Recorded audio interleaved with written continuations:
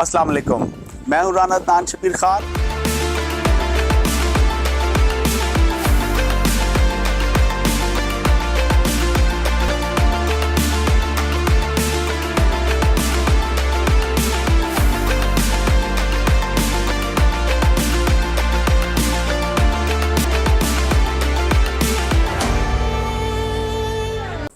السلام علیکم، میں ہوں رانا عدنان شبیر خان اور آپ دیکھ رہے ہیں نوائے فکر۔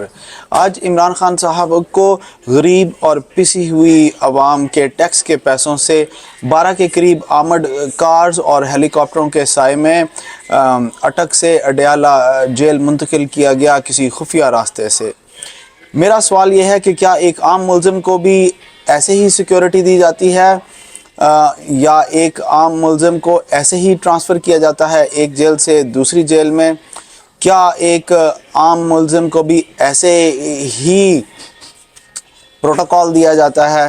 بہرحال تحریک انصاف کے چیئرمین کو اور عام عوام کے لیے انصاف کے دعوے دار قیدی نمبر 804 کو اس قدر مہنگی موو سے منع کر دینا چاہیے تھا۔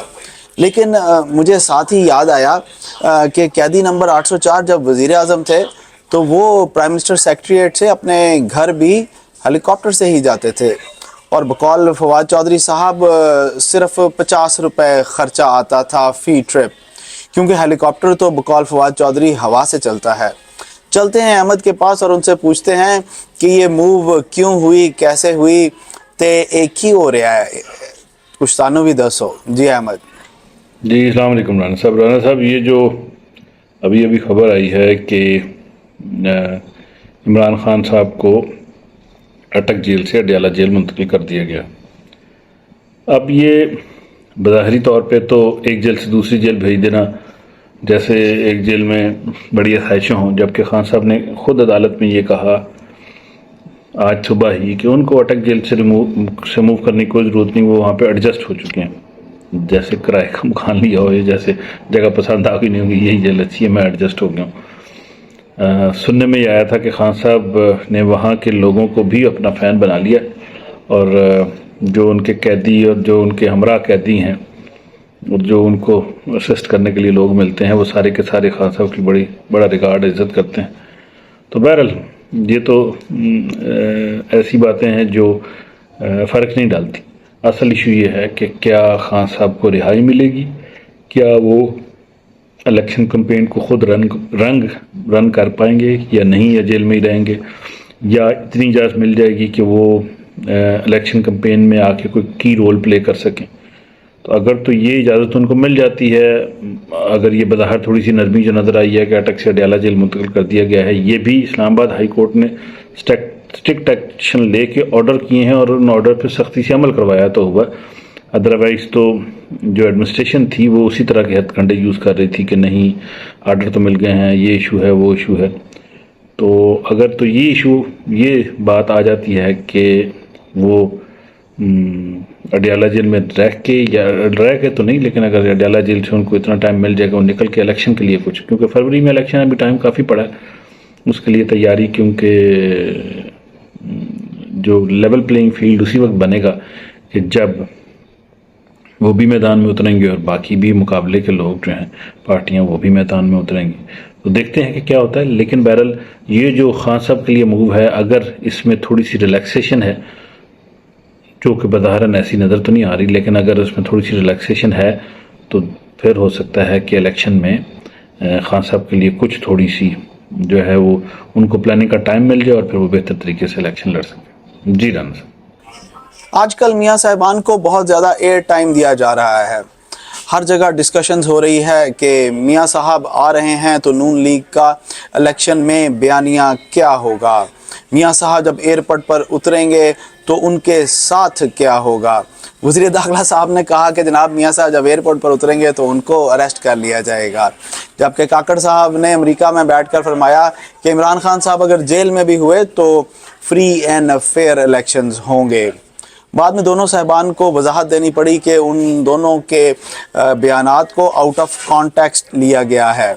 چلتے ہیں احمد کے پاس اور پوچھتے ہیں کہ یہ آؤٹ آف کانٹیکسٹ کیا چیز ہے، اور کیا عمران خان صاحب اور میاں صاحب اڈیالہ میں ہمسائے ہوں گے؟ جی احمد.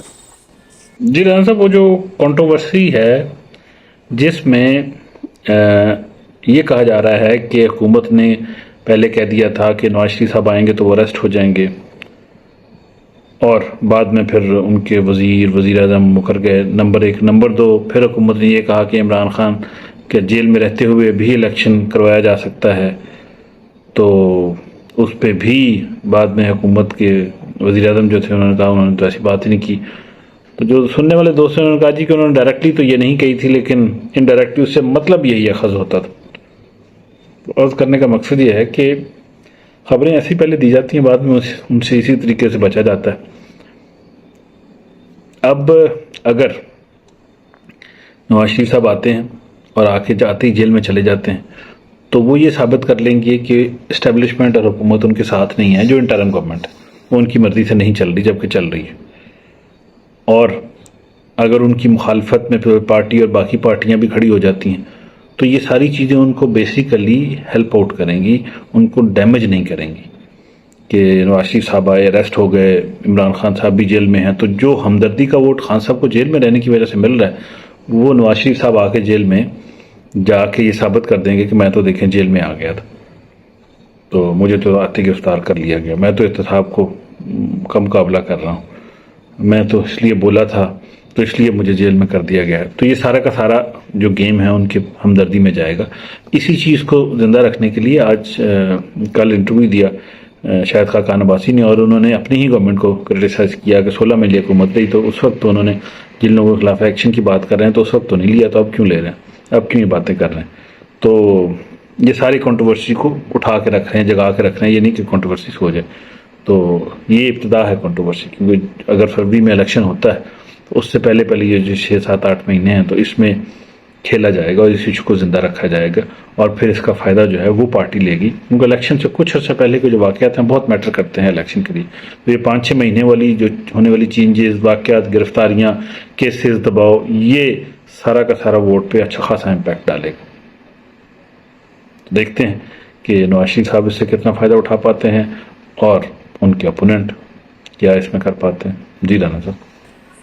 ایشیا کپ میں ہماری کرکٹ ٹیم ہاٹ فیورٹ تھی، مگر پھر رزلٹ کیا آیا؟ رزلٹ یہ آیا کہ ہم چوتھے نمبر پر تھے. ہم بالنگ جو ہماری اسٹرینتھ تھی وہ ہماری ویکنس نظر آ رہی تھی، اور انڈیا والوں نے ہمیں اس طرح پھینٹی لگائی، لگتا تھا جیسے پاکستان کی ٹیم نہیں کسی محلے کی ٹیم انڈیا کے ساتھ کھیل رہی ہے. اور سونے پر سہاگا کہ اس ورلڈ کپ کھیلنے کے لیے نسیم شاہ بھی نہیں جا رہے، کیونکہ وہ شاہین افریدی کے ساتھ نئے بال کے ساتھ اٹیک کرتے تھے. ان کی جگہ حسن علی کو رکھا تو ہے، لیکن Hasan Ali I have doubts کہ وہ نسیم شاہ کو ریپلیس کر سکیں گے. چلتے ہیں احمد کے پاس اور ان سے پوچھتے ہیں وہ کیا سوچتے ہیں. جی احمد. جی رانا صاحب، ہمارے کرکٹ کے کپتان بابر اعظم صاحب انڈیا کھیلنے جا رہے ہیں، اور ان کی ٹیم میں 1 یا 2 یا 3 ہی بندے ہیں جو اس سے پہلے انڈیا کی پچوں پہ کھیل چکے ہیں. اور نمبر 1. نمبر 2، ظہیر الدین بابر بڑی چھوٹی فوج لے کے گئے تھے اور جا کے انہوں نے ابراہیم لودھی کو ہرا کے پھر دلی فتح کیا تھا.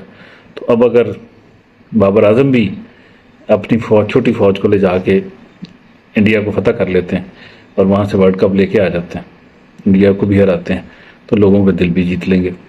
تو ظہیر الدین بابر بھی جب گئے تھے تو سب سے پہلے انہوں نے دیکھا کہ ابراہیم لودھی بڑے نیک آدمی، تو انہوں نے یہ شراب پیتے تھے اور ان کے والد صاحب بھی ایسے ہی، وہ تو شراب کے تالاب میں نہایا کرتے تھے ظہیر الدین بابر کے والد. تو انہوں نے کیا کیا کہ شراب نوشی چھوڑی اور تاجر گزار بن گئے. بڑے جنگ سے تھے، بہت چھوٹی عمر تھی، 11 سے 15 سال کے درمیان کی عمر رہی ہوگی.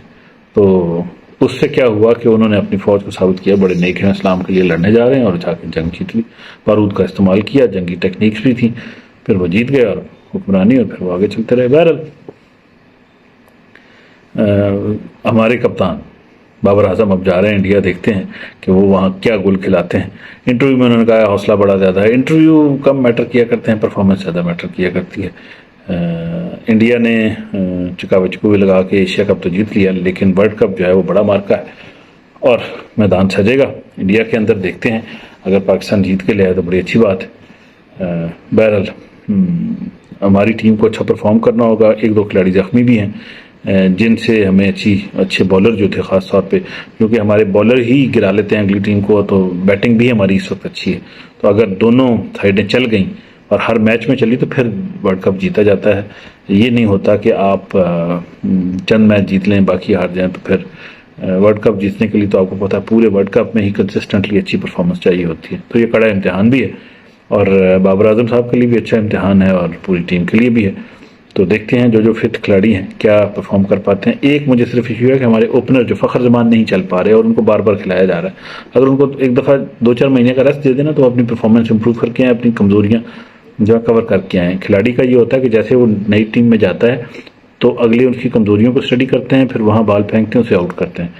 तो उस खिलाड़ी को चाहिए कि उस फेज़ में अपनी कमज़ोरियाँ कवर करे, अपनी फिटनेस ठीक रखे और फिर जाके गेम में बेहतर परफॉर्म करे। ये फ़खर जमान में कमज़ोरी नज़र आ रही है कि वो अपने आप परफॉर्मेंस बेहतर नहीं कर पा रहे, तो उनको चाहिए कि इस चीज़ पे फोकस करें। जी राना सर।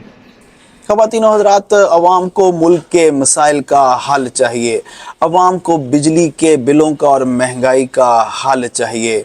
इमरान खान साहब और नवाज शरीफ साहब जेल के अंदर से इलेक्शन लड़ें या जेल के बाहर से इलेक्शन लड़ें, आम आदमी को इससे कोई फ़र्क नहीं पड़ता, क्योंकि हर आने वाले वक्त के साथ और हर आने वाली हुकूमत ने अवाम के मसाइल में इजाफ़ा ही किया है। ये सब लोग आजमाए हुए हैं। वही सियासतदान सियासी जमातें बदल बदल कर पिछले 30-40 साल से उनके अब्बा हजूर और अब उनके बेटे हजूर या उनके पोते हजूर हम पर हुकूमत कर रहे हैं। तो मेरे सवाल आप लोगों के लिए ये छोड़े जा रहा हूँ, क्या सिर्फ इलेक्शन ही हमारे मसाइल का हल है या अवाम को अपनी पॉलिटिकल पार्टियों को ये भी बताना पड़ेगा कि हमारा इन पुराने इलेक्टेबल से और आपके पुराने उम्मीदवारों से गुजारा नहीं चलेगा, नए लोगों को लेकर आएँ, नए लोगों को टिकट दें, ईमानदार और नेक लोगों को टिकट दें। अगर आप ऐसा नहीं करते, आप उन्हीं लोगों की ब्लाइंड फॉलोइंग करते हैं और उन्हीं के लिए अपने दोस्तों यारों से बहस मुबाहिसा भी करते हैं और लड़ते भी हैं, तो मेरा नहीं ख्याल कि पाकिस्तान के आने वाले वक्त में ना माशी हालत सही होगी, ना इक़्तिसादी हालत ठीक होगी और ना ही आपके बिजली के बिलों में कोई कमी होगी। नए चेहरे नहीं जब तक आएंगे उस वक्त तक पाकिस्तान के मसाइल का हल नहीं होगा। वही पुराने चेहरे नई डकैती करने के लिए हमारे मुल्क पर मुसल्लत कर दिए जाएंगे। मैं आपसे इजाज़त लूँगा। अल्लाह आप सबको आसानियाँ नसीब फरमाए और आसानियाँ तकसीम करना नसीब फरमाए। अस्सलाम वालेकुम।